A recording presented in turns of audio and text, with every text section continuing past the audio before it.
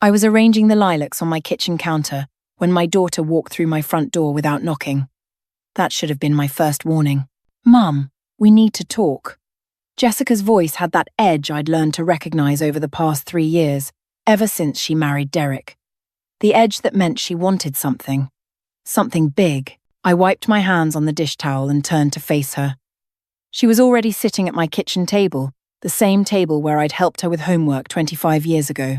Derek stood behind her, arms crossed, like some kind of bodyguard. "Of course, sweetheart. What's on your mind?" Jessica didn't waste time. "Derek and I have been thinking. You're alone in this big house. Dad's been gone for 18 months now. It's too much for you to manage." My chest tightened. Robert had been gone for 18 months and 12 days, but who was counting? "I managed just fine," I said quietly. "Mom, be realistic." Derek finally spoke. "You're 64. This house is 4 bedrooms, 2 stories. What if you fall? What if something happens?" "Nothing's going to happen. I'm healthy. Dr. Patterson says my heart is strong." "That's not the point." Jessica cut me off. She pulled out a folder from her designer purse. "We've been looking at senior living facilities, beautiful places, assisted living. You'd have people around, activities, medical care on site." I stared at the glossy brochures she was spreading across my table. "I don't need assisted living. I need my home. Mom." Jessica's voice dropped to that patient tone she used with her kindergarten students. "You're being stubborn. We're trying to help you." "Help me do what exactly?" Derek leaned forward. "We want to buy the house from you." There it was. "Buy it?" I repeated. "Yes. We'll pay you fair market value. Well, reasonable market value. You know we can't afford the full $450,000, but we'll give you $320. That's more than enough for a nice apartment at Sunset Gardens." Jessica tapped one of the brochures. "This one's only $2,800 a month. You'll have money left over." I felt something cold spreading through my chest. "You want me to sell you my house for $130,000 less than it's worth so I can move into assisted living? It's a win-win, Mom." Derek was smiling now. "We get a house for our growing family. You get security and care. Makes perfect sense. I'm not selling my house." Jessica's expression hardened. "Mom, we're not asking. We're telling you. This is what's best for you." "Who decided that?" "You? You're 29 years old, Jessica. You don't get to decide what's best for me. Someone has to."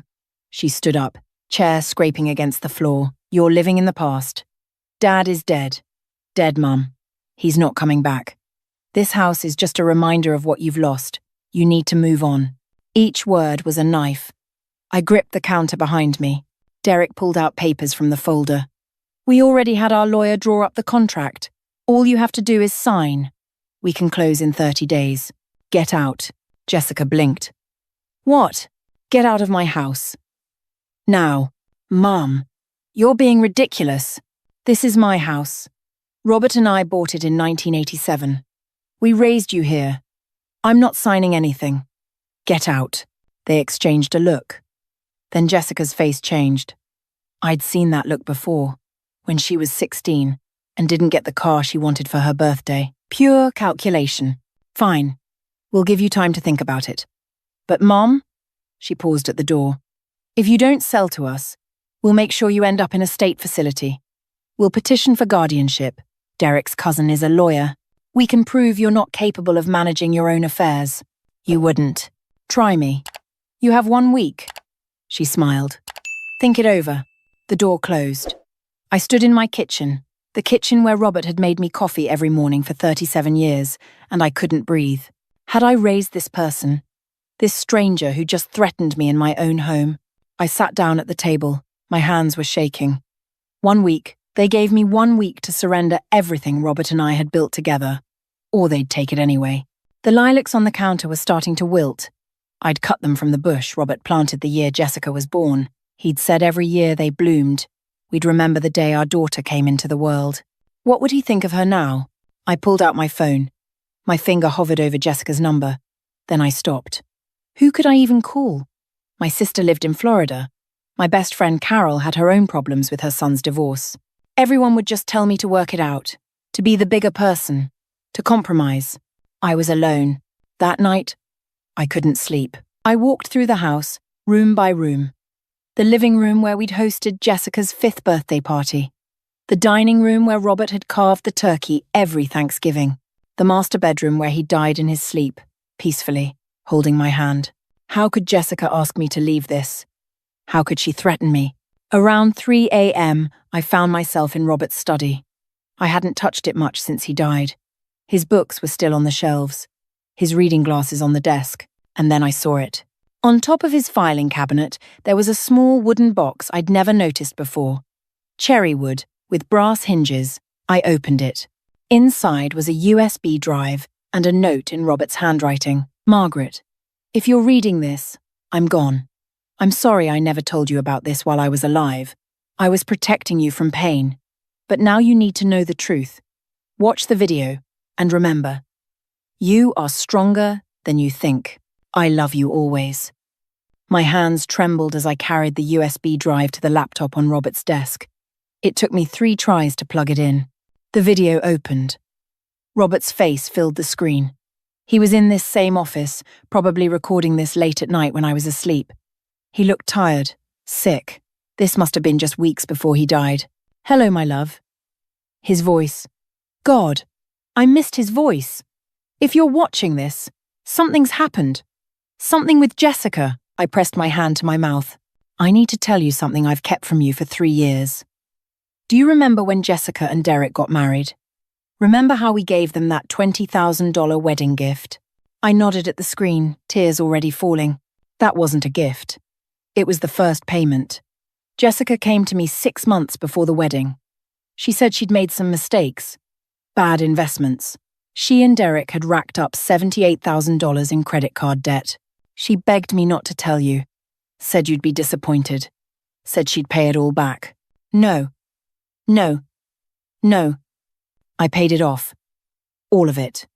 I took it out of my retirement account. I was going to tell you. But then I got the diagnosis. Stage 4 pancreatic cancer. The doctors gave me 6 months. I didn't want to spend our last months together fighting about Jessica, so I kept it secret. He paused, looking down at something off camera. But Margaret, I need you to know, she never paid me back. Not $1. And a month before I died, she came to me again. Said they needed money for a down payment on a house. Wanted another $50,000. I told her no. I told her she needed to learn responsibility, that I wouldn't enable her anymore. Robert's face on the screen looked directly into the camera, directly at me. She told me I was a terrible father. She said if I really loved her, I'd give her the money. She said after I died, she'd make sure you paid her back everything I owed her. She said the house should be hers anyway, that I was selfish for not thinking of her future. I felt sick. I'm telling you this now because I know her, Margaret. I know our daughter. She's going to come after you. She's going to try to take the house. Or money. Or both. And you need to be ready. You need to know the truth. He leaned closer to the camera. There are documents in the safe. The code is 0729, Jessica's birthday. You'll find bank statements showing all the payments I made. You'll find the emails where she demanded more money. You'll find text messages where she threatened to cut me out of her life if I didn't comply. Robert's eyes were wet. I failed her, Margaret. I enabled her when she was young. I gave her everything she wanted. I created this monster. And I'm so sorry. But you don't have to make the same mistake. You are strong. You are capable. And you deserve to live in peace in the home we built together. He smiled. That gentle smile I fell in love with 40 years ago. Don't let her bully you. Don't let her manipulate you. Stand your ground. You have every right to say no. And if she tries to hurt you, if she files for guardianship or makes threats, use these documents. Show everyone who she really is. The video was winding down. Robert touched his fingers to his lips, then pressed them to the camera. I love you, Margaret Ann Morrison. I loved you from the moment I met you in that library in 1975, and I'll love you forever. Be strong, my darling. Live the life you deserve. You don't owe her anything. The screen went black. I sat in the darkness of Robert's study and cried. For him, for the daughter I thought I knew, for the truth I'd been blind to. Then I opened the safe. Robert wasn't exaggerating. There were bank statements going back 5 years. Payments to Jessica, $78,000 for the credit card debt, $15,000 for a car she claimed was totaled, $8,500 for medical bills that I now realized were probably cosmetic procedures, $12,000 for a business investment that never materialized, over $113,000. Gone. Given to our daughter who now demanded more. And the emails. God, the emails. Dad, if you really cared about me, you'd help. Mum doesn't have to know. She wouldn't understand. Please. I'm desperate. You're being selfish. I'm your only daughter. Don't you want me to be happy? Fine. Be that way. But don't expect me to take care of you when you're old and sick. That last one was dated 2 weeks before his cancer diagnosis. I read until the sun came up. Then I made 3 phone calls. The first was to my sister in Florida. I told her everything. She was on a plane by noon. The second was to Carol. She came over with her husband, Tom, who happened to be a retired police officer. I showed him the documents. Margaret, he said quietly, this is elder abuse. What Jessica's doing? Threatening you with guardianship to coerce you into selling your house below market value. It's textbook financial exploitation. What can I do? Document everything. Record conversations if Virginia's a one-party consent state, which it is. And get a lawyer.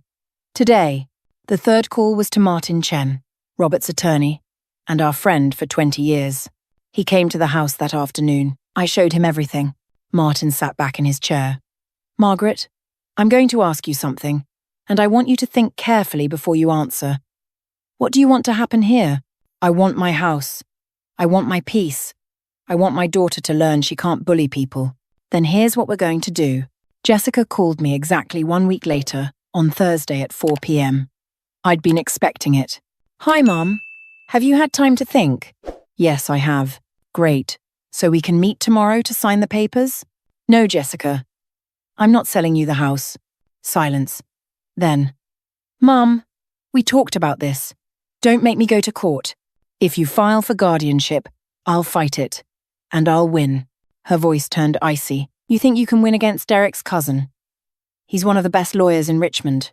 I think I can win with Martin Chen, who's been practicing elder law for 30 years and knows every judge in the state.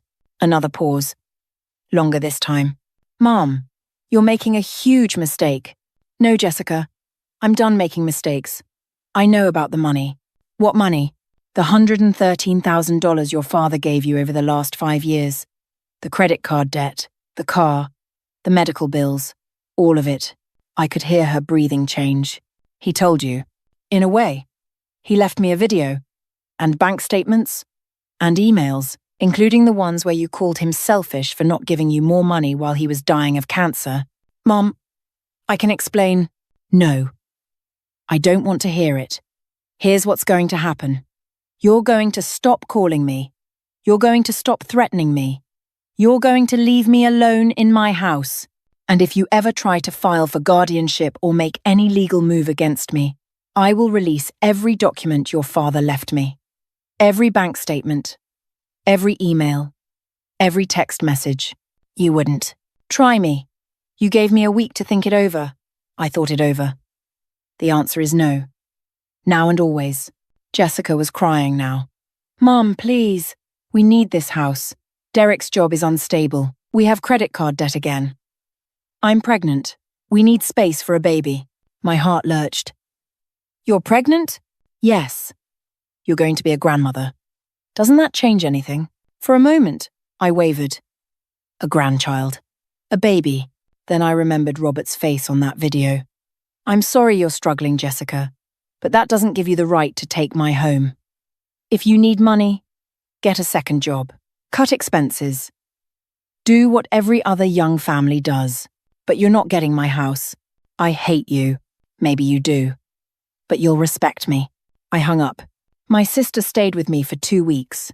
Carol and Tom checked on me every day. Martin had legal letters sent to Derek's cousin, putting him on notice that any attempt at guardianship would be met with a full financial disclosure of Jessica's exploitation of her dying father. The threats stopped. For 2 months, I didn't hear from Jessica at all. I won't lie and say it didn't hurt, but it hurt less than being forced out of my home would have hurt. Then, on a Tuesday in October, my doorbell rang. I looked through the peephole, ready to not answer if it was Jessica. It was someone else. A woman, about my age, with kind eyes and grey hair pulled back in a braid. "Can I help you?" I called through the door. "Mrs. Morrison?" "My name is Ellen Hartley, 80. I was your husband's patient. Well, his dental patient. He was my dentist for 15 years. I opened the door. "I'm sorry, did you need copies of records?" "The practice should have transferred." No, she smiled. "I'm here about something else. Do you have a few minutes?" I invited her in, made coffee, and listened. "Your husband was more than just my dentist," Ellen said. "When my husband died 3 years ago, Dr. Morrison spent an hour talking with me. Not about teeth, about grief, about loss, about how to keep going. He told me about a support group at the community centre. Widows and widowers. He said it saved his perspective when he got his diagnosis. Robert was in a support group every Tuesday evening, for 6 months before he passed. He never mentioned it." I shook my head. "Of course he hadn't. He never wanted me to worry. The group is still meeting," Ellen continued. "I'm still going. And I thought maybe you'd like to come." I wasn't interested. I told her politely that I'd think about it. But on Tuesday evening, I found myself driving to the community centre on Riverside Avenue. The meeting was in a small room on the 2nd floor. 8 people sat in a circle. Ellen waved me over. For the first hour, I just listened. A man named George talked about losing his wife to Alzheimer's. A woman named Patricia talked about her husband's sudden heart attack. An older gentleman, Arthur, talked about how he'd finally donated his late wife's clothes after 3 years. "It felt like letting her go," he said quietly, "but keeping them wasn't keeping her. She was already gone." When it was my turn to speak, I wasn't sure what to say. "I'm Margaret. My husband Robert died 18 months ago.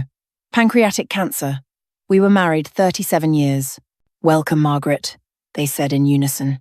"I'm here because I almost lost everything else too. My daughter tried to force me to sell my house. She threatened me, and I didn't know how to fight back until I found out the truth about who she'd become. I told them about the video, the documents, the phone call. "Good for you," Arthur said when I finished. "Did it? Or was I just being stubborn?" "There's a difference between stubbornness and boundaries," Ellen said. "You set a boundary. That's strength, not stubbornness." I started going every Tuesday. George invited me to a museum lecture on Impressionist painters. Patricia and I started having coffee on Thursdays. Arthur helped me finally clean out Robert's closet, and he did it without making me feel rushed or guilty. "Take your time," he said as I held one of Robert's old sweaters. "There's no deadline for grief." 3 months later, on a cold December evening, my doorbell rang again. This time it was Jessica. She was showing 6 months pregnant, and she looked exhausted. "Mom, can I come in?" I hesitated. Then I stepped aside. We sat in the living room, not the kitchen. I needed the distance. "I'm not here to apologize," she said. "I mean, I know I should, but I'm not ready yet. I'm still angry. I still think you're being unfair." "Then why are you here?" "Because Derek and I are going to counseling. Our therapist said I need to address what she called my unresolved family patterns. She said the way I talk to you isn't normal, isn't healthy." Jessica looked down at her hands. She showed me what financial abuse looks like. "And Mum, I didn't know. I swear I didn't know that's what I was doing to Dad. To you. You threatened to have me declared incompetent." "I know, God, I know." She was crying now. I was desperate. "We're drowning in debt, Mum. We're going to lose our apartment. I'm terrified about the baby. And all I could think was that you had this big house, all this space. And you were alone. And it seemed wasteful.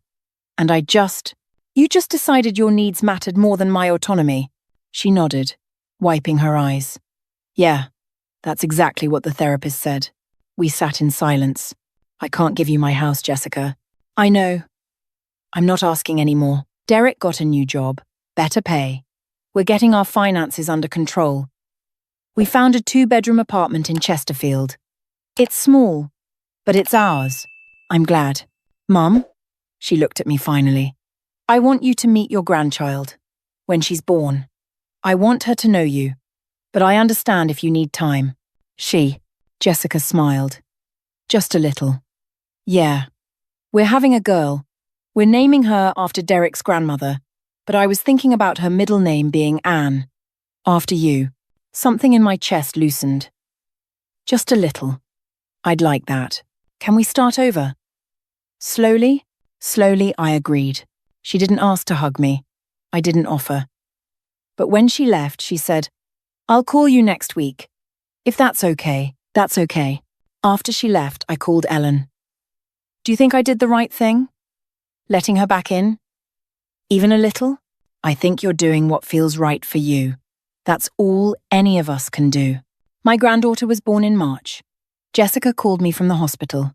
I drove to Richmond and met Charlotte Ann 2 hours after her birth. She had Robert's nose. Jessica and I aren't close. Maybe we never will be again. But we're learning. She's learning that I'm not a resource to be mined. I'm learning that she's capable of growth. I still live in my house. I still go to the Tuesday group. George and I went to an art gallery opening last month. Patricia taught me how to make sourdough bread. Arthur helped me plant a new garden in the backyard, with lilacs and roses and tulips that will bloom every spring. The house isn't a monument to Robert anymore. It's my home, mine. And I fought to keep it. On Tuesday evenings, after group, Arthur and I sometimes sit on my back porch with coffee. Last week, he asked, do you ever regret standing your ground with Jessica? No, I said. I regret that I had to. I regret that she forced me to choose between my home and our relationship. But I don't regret the choice I made. Robert would be proud of you. I hope so. The lilacs are starting to bud. They'll bloom soon, just like they have every year since Jessica was born. But now, when I look at them, I don't just see the past. I see what I've protected, what I've built, what I've become. I'm 65 years old. I'm a widow. I'm a mother. I'm a grandmother. And I'm still learning to stand my ground. Robert left me more than documents and a video. He left me permission to be strong, to say no, to choose myself, and I'll never stop being grateful for that final gift. The house on Riverside Avenue is still mine. I earned it, I kept it, and I'll decide when and if I ever leave it. That decision belongs to me. Only me. And that's exactly how it should be.